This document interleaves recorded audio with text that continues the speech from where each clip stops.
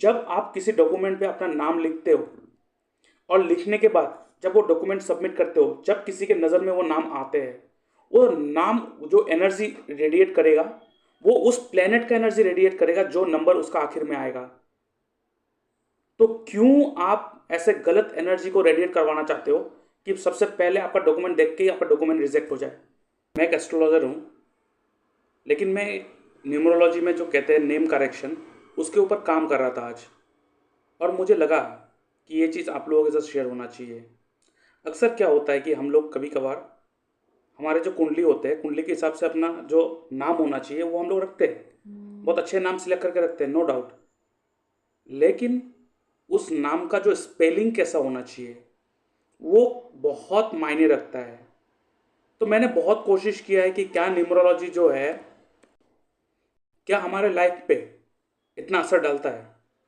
तो बहुत दिन से मैं स्टडी कर रहा था इस चीज़ के ऊपर, और मैंने पाया हाँ करता है, नो डाउट। हम एस्ट्रोलॉजी के हिसाब से हमारा लाइफ जो पैटर्न होगा, जो हमारा लाइफ का वे होगा, गोल होगा, वो ज़रूर हमें देखना चाहिए, कुंडली एनालिसिस करवाना चाहिए, हमारे लिए कौन सा पाथ सही है वो सारा चीज़ करवाना चाहिए। और लोग करवाते भी हैं, और बहुत सारे लोग मुझसे अपॉइंटमेंट भी लेते हैं सॉरी, कुंडली एनालिसिस करवाने के लिए। और बहुत लोगों को रेमेडी मैंने दिया, उन लोगों को काम भी हुआ है, बहुत अच्छा काम हुआ है, बहुत अच्छा रिजल्ट उन लोगों को प्राप्त हुआ है। लेकिन कभी कभार देखा है कि आपका नाम ही कभी कभार आपका दुश्मन बन जाता है, बिकॉज ये जो नाम है आपका, जो वो नाम है वो सबसे ज़्यादा यूज़ होता है हमारे डे टू डे लाइफ में। तो इसीलिए आपको पता है हमारे जो शास्त्र है उनमें कहा जाता है कि आपका शब्द ही आपका मंत्र बनता है। आप रोज जो आप कहते हो, जिस तरह से आप कहते हो, अभी कहने का मतलब ये नहीं है कि आप लोगों से बात कर रहे हो, आप जिस तरह से अपने आप से बात करते हो, आपका लाइफ देखो उसी तरह ही शेप ले रहा है। ज़्यादा निगेटिव बात करते हो तो आपका लाइफ देखो बहुत ही निगेटिव होता है।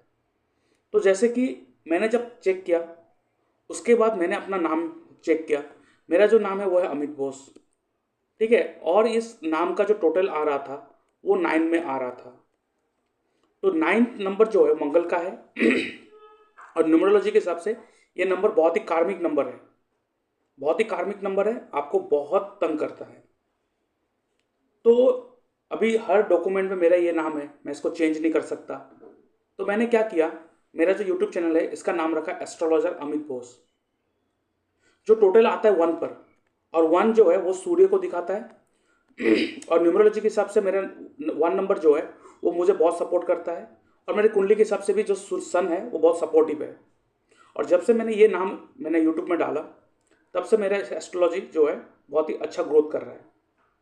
और इस चीज़ को मैं अपने नाम को और भी करेक्ट करके मैं डॉक्यूमेंट में चेंज करवाऊंगा।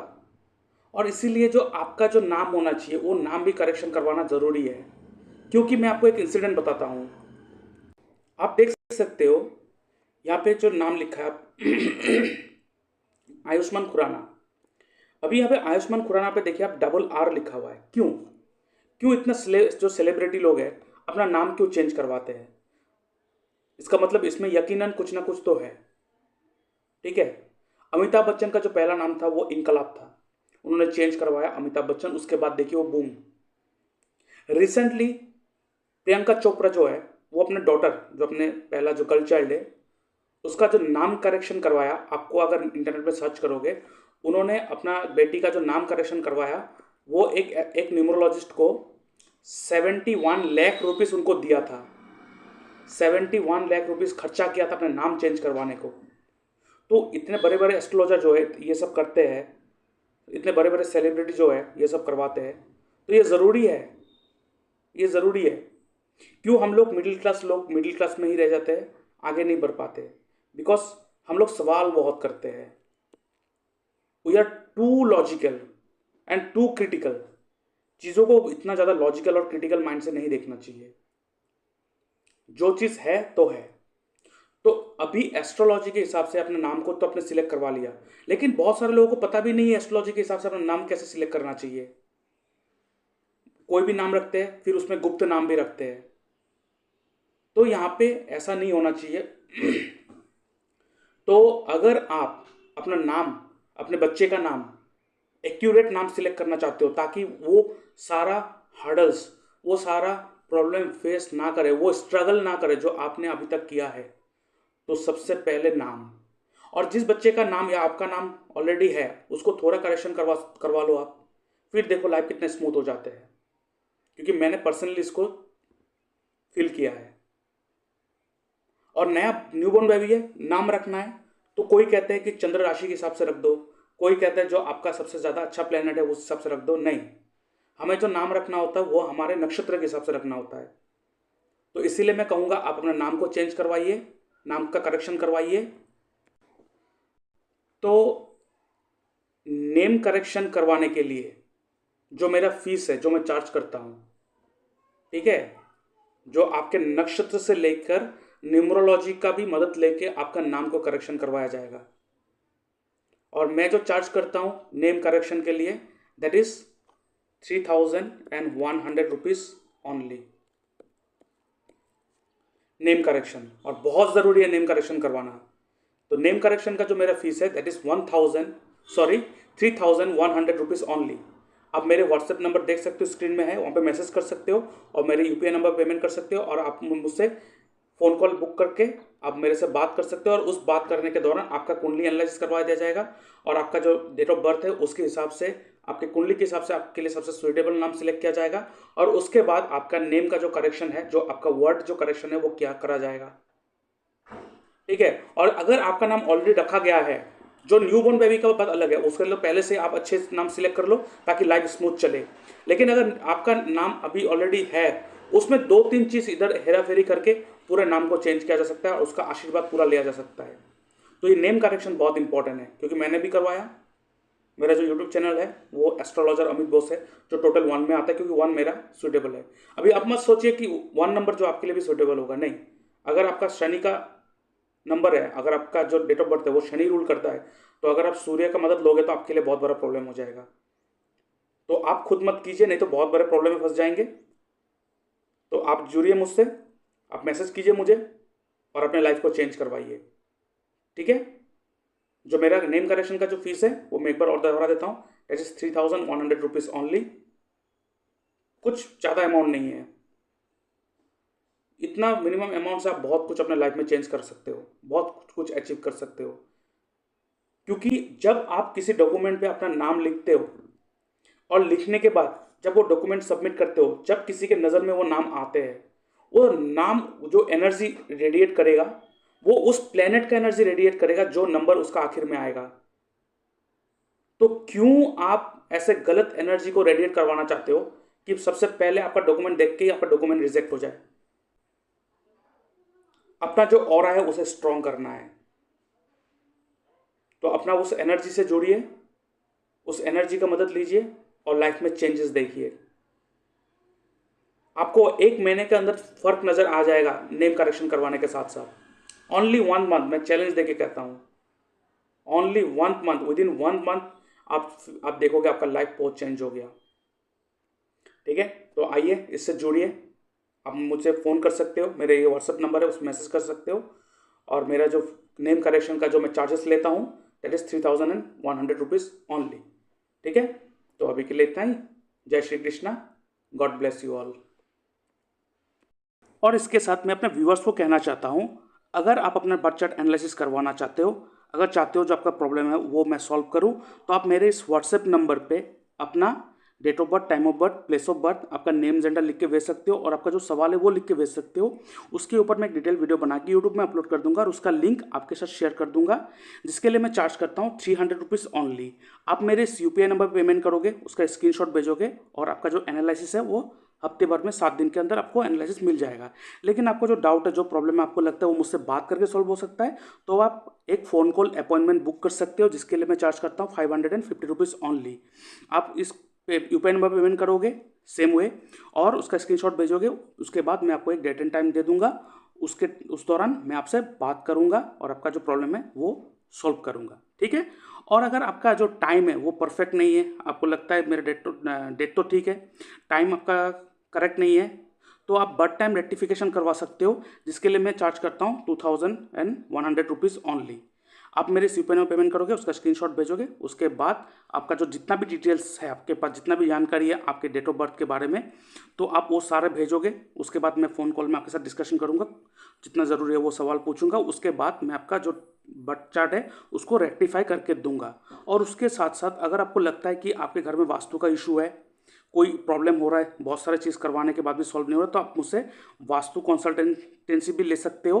ठीक है, कंसल्टेशन ले सकते हो वास्तु का, जो मैं एस्ट्रो वास्तु के मदद से मैं आपको गाइड करूंगा। मोस्ट इंपॉर्टेंट है एस्ट्रो वास्तु को साथ में लेके चलना। ओनली घर का वास्तु करेक्ट करवाने से सबका लाइफ चेंज नहीं होता है। ठीक है, हमारा जो घर होता है वो हमारे कुंडली के हिसाब से अगर बना हो तो बहुत अच्छा होता है। तो इसलिए मैं चार्ज करता हूँ 12,000 रुपीज़ ओनली। ठीक है, और उसके बाद अगर कोई साइट विजिट करना है, कमर्शियल प्लेसेस देखना है, इंडस्ट्रियल वास्तु करना है, तो उसके लिए जो मेरा फीस है वो वेरी करेगा, वो चेंजेबल है, वो जगह साइट और जगह देख के चेंज होगा फीस। लेकिन जो मेरा ऑनलाइन वास्तु कंसल्टेंसी का जो फीस है वो 12,000 से स्टार्ट होता है। आप मेरे यूपीआई नंबर पेमेंट कर सकते हो, और उसके बाद मैं आपको आपका जो घर का वास्तु है वो ठीक करवा के दूंगा। और उसके साथ मैं छोटा सा जानकारी देना चाहता हूँ, ये है मेरा ई बुक एस्ट्रोलॉजी एंड डिजीज़। ये मैंने डिजीज़ के ऊपर लिखा है, बीमारी के ऊपर लिखा है कि बीमारी किस लिए होता है, किस घर के वजह से हो रहा है, किस प्लेनेट के वजह से आपके साथ वो बीमारी हो रहा है, और उसको कैसे आप जान पाओगे और उसको कैसे ठीक कर पाओगे। ऐसा रेमेडी मैंने यहाँ पे लिखा है। और साथ में बहुत सारे जो बीमारी है, क्रॉनिक डिजीज है, जैसे शुगर हो गया, ठीक है, ऐसे भी जो क्रॉनिक डिजीज है उसको भी कैसे हील कर सकते हो विद द हेल्प ऑफ मंत्र, होमा एंड डोनेशन करके आप उसको हेल्प कर सकते हो। इसका जो लिंक है वो मैंने डिस्क्रिप्शन बॉक्स में मैंने दे के रखा है, वहाँ से आप परचेस कर सकते हो ओनली 99 रुपीज़। आप मेरे यूपीआई नंबर पेमेंट करोगे, उसका स्क्रीनशॉट भेजोगे, उसके बाद इस पीडीएफ का जो पासवर्ड है मैं दे दूंगा, उसके बाद उस पीडीएफ को आप ओपन कर सकते हो। ठीक है, और उसके साथ आप देख सकते हो ये है नक्षत्र त्रिपाप चार्ट।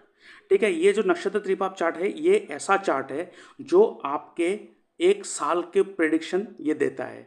मतलब जिस तारीख को आपका बर्थडे होगा उस तारीख से लेके अगले तारीख तक पूरे एक साल आपका कैसा जाएगा, ये नक्षत्र त्रिपाप चार्ट कहेगा। ये चार्ट जो है ना, पहली बार मैंने यूट्यूब में लाया हूँ और आज तक कभी किसी ने इसके बारे में जिक्र नहीं किया है, लेकिन ये बहुत इफेक्टिव रिजल्ट देता है। चाहे आप कुछ भी इंपॉर्टेंट काम करो, अगर उस समय कोई भी पापी प्लैनेट का रूल होगा तो वो काम आपका खराब ही जाएगा। कैसे, आप देख सकते हो यहाँ पे मैंने एज ये सब लिख के रखा है। ठीक है, आप देख सकते हो यहाँ पे मैंने एज लिख के रखा है ये सब, और उसके नीचे प्लेनेट है। मतलब आपका पूरा एक साल को 4 महीने 4 महीने 4 महीने 3 ग्रुप में बांटा गया है, और उस 4 महीने को कोई एक प्लेनेट रूल करेगा। अगर यहाँ पे कोई नैसर्गिक पापी प्लेनेट का रूल होगा तो आपके लिए बहुत खराब जाएगा, और वहाँ पे अगर नैसर्गिक शुभ प्लेनेट का रूल होगा तो आपके लिए बहुत अच्छा जाएगा। ठीक है, यहाँ पे आपके कुंडली के साथ कोई भी ताल्लुकात नहीं है। चाहे आपके कुंडली में शनि अति योग कारक हो, चाहे आपका लगन का मालिक हो, लेकिन नक्षत्र त्रिपाप चार्ट में वो पापी प्लेनेट का जैसा ही एक्ट करेगा। ठीक है, अभी यहाँ पे देखो, अब यहाँ पे राहु है, यहाँ पे जुपिटर है, मंगल है, तो मंगल और राहु दोनों पापी प्लेनेट है, और बीच में जुपिटर है। तो ये अगर आपका एज 18 या 54 है, उस समय अगर कुछ नया काम कर रहे हो तो ये जो सेकंड का जो 4 महीना होगा उस समय करोगे तो आपके लिए अच्छा होगा। लेकिन उसके पहला 4 महीना और लास्ट का 4 महीना करेंगे तो वो आपके लिए बैकफायर हो जाएगा। क्यों, पापी प्लेनेट का रूल है। और अगर उस समय कोई तीनों के तीनों पापी प्लेनेट अगर रूल करेगा आपके कुंडली में, तब तो ये बहुत ही खराब जाएगा। जैसे देख सकते हो यहाँ पे शनि मंगल राहु, अगर तीनों के तीनों पापी प्लेनेट है तो उस साल तो आपके लिए बहुत खराब जाएगा। और ये मैरिज में भी बहुत इफेक्ट करता है। मतलब आप मैरिज मिलन कर ली, आपके अच्छा टाइम आपने देख लिया, अच्छा टाइम निकल के आपने मैरिज करने की स्टार्ट कर दी, लेकिन जब आपने मैरिज करने बैठा उस समय अगर कोई पापी प्लेनेट का रूल होगा तो वो मैरिज करने के बाद भी उस समय प्रॉब्लम होता है। तो आप बहुत सारे देखे होंगे ना कि मैरिज करने के बाद भी इतना प्रॉब्लम क्यों आ रहा है, मैंने कुंडली मिलान की, बहुत सब कुछ करवा लिया, फिर भी प्रॉब्लम है। क्यों, वो इसलिए है क्योंकि उस समय पापी प्लेनेट का रूल था, जिसके कारण आपको ये फेस करना पड़ा। तो इसलिए मैं कहूँगा इस चार्ट को आपके साथ रहना चाहिए। यहाँ पे टोटल 27 नक्षत्र के बारे में डिटेल्स देके रखा है, आप अपने नक्षत्र को निकालिए और उसके हिसाब से अपना चार्ट देखते रहिए। लेकिन यहाँ पे कौन सा एज आपको देखना होता है, देखिए यहाँ पे सब एज लिख के रखा है, आपको यहाँ पे रनिंग एज को देखना होता है। मान लीजिए आपका एज है 33 कंप्लीट, 34 चल रहा है, तो अभी जो चल रहा है उस एज को पकड़ना होता है। यहाँ पे रनिंग एज को पकड़ते हैं, ना कि कंप्लीट एज को। ठीक है, ये आपको ध्यान में रखना है। तो आपको अपना नक्षत्र देखना है, उसके बाद आपका रनिंग एज क्या चल रहा है वो देखना है, और उस हिसाब से आपको अपना देखना है कि कैसा जाएगा ये साल, कोई नया काम स्टार्ट करना है कि नहीं करना है। तो ये नक्षत्र चार्ट, ट्रिपआप चार्ट जो है आप अवेल कर सकते हो। डिस्क्रिप्शन बॉक्स में मैंने लिंक दे के रखा है, और उसके साथ साथ इसका जो अमाउंट है जो मैं चार्ज करता हूँ that is 111 rupees. Only 111 rupees आप पे करोगे, और उसके बाद मैं आपको इसका पासवर्ड दे दूंगा, आप उस PDF को ओपन कर सकोगे। ठीक है।